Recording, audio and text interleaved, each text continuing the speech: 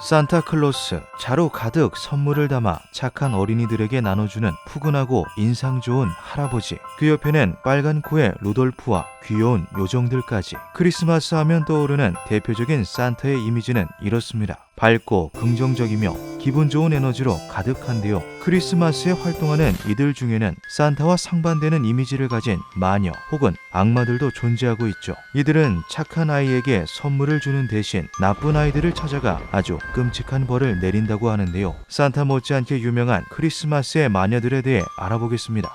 1. 프라오 페르흐타. 프라오 페르흐타는 독일과 오스트리아의 전설 속에 등장하는 마녀입니다. 코에 쇠고랑을 찬 채 누더기 차림으로 길다란 지팡이를 짚고 다니는 노파로 묘사되고는 하는데요. 페르흐타는 크리스마스를 시작으로 약 12일 동안 근방의 모든 집들을 돌아다닌다고 합니다. 사람들은 그녀를 맞이하기 위해 페르흐타가 좋아하는 짐승의 내장죽을 만들고 집안을 아주 깨끗하게 청소해야 하죠. 만약 집이 지저분하거나 죽이 준비되어 있지 않으면 페르흐타는 이 가족을 게으른 가족이라고 판단하여 집에 불을 지르고 아이는 잡아가는데요. 그렇게 잡혀간 아이는 다시는 원래 살던 집으로 돌아갈 수 없습니다. 페르흐타의 저택 지하실에서 그녀의 인형으로 재탄생하게 되는데 인형으로 만들어지기까지의 과정은 정말 잔혹하기 이를 데가 없다고 하죠. 페르흐타는 게으른 아이를 잡아 뱃속을 깨끗이 비운 뒤 집과 자갈을 대신 채워 넣는다. 아이가 크리스마스 저녁 식사를 하지 않아도 배가 부를 수 있도록. 페르흐타는 치마 속에 칼과 사탕을 항상 챙겨 다닌다고 합니다. 착한 아이를 만나게 되면 사탕을 꺼내지만 나쁜 아이를 만나게 되면 칼을 꺼내든다고 하는데요. 페르흐타의 집에는 이런 식으로 만들어진 인형들이 수십 수백 개가 있는데 그것을 본 사람은 정신을 잃거나 미쳐버린다고 하죠. 페르흐타의 집은 인간이 상상할 수 있는 범위를 넘어선 기괴함으로 가득 찬 공간이라고 합니다. 전설 속 내용들이 하도 무섭다 보니 독일의 어린아이들은 산타에게 선물을 받기 위함이 아닌 페르흐타에게 잡혀가지 않기 위해 착하게 산다고 하네요. 2. 그릴라.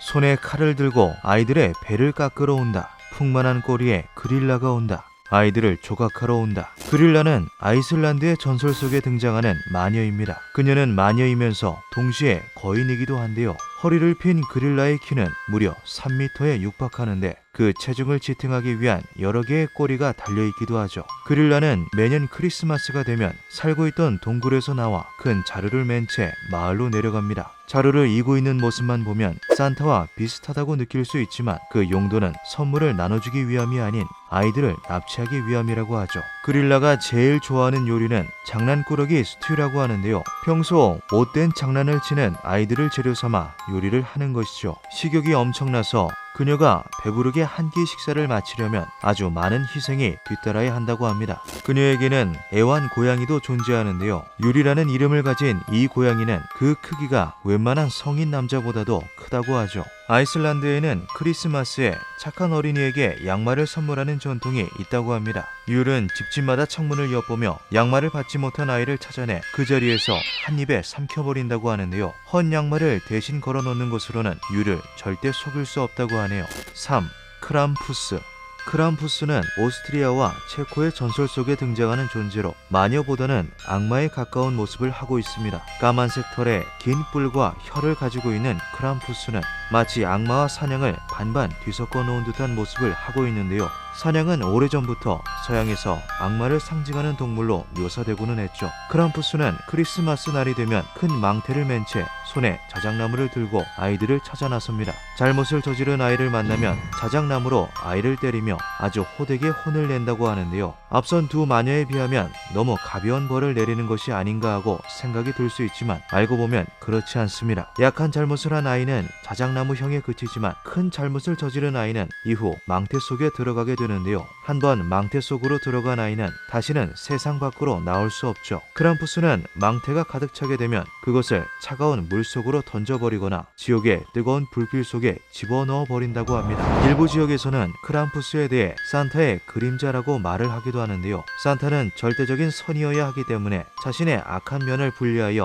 따로 떼어 놓았고 그것이 바로 크람푸스라는 것이죠. 산타가 주는 밝고 행복한 에너지는 어쩌면 크람푸스 덕인 걸까요? 페르흐타, 그릴라, 크람푸스 모두 아이들이 듣기에는 많이 잔혹하고 어두운 내용들을 담고 있습니다. 하지만 이들에 대한 이야기는 몇백 년이 넘도록 계승되어 오고 있죠. 그 이유는 무엇일까요? 가지고 싶은 선물에 대한 욕망을 심어주기보다 죽기 싫어하는 원초적인 본능을 자극하는 것이 아이들의 훈계에 더 효과적이었던 걸까요? 현재 미국에서는 산타가 주는 물질적인 이미지로 인해 크람푸스나 마녀들의 인기가 날로 높아지고 있다고 합니다. 머지않은 미래에는 크리스마스가 할로윈에 버금가는 호러 축제가 될 수도 있지 않을까요?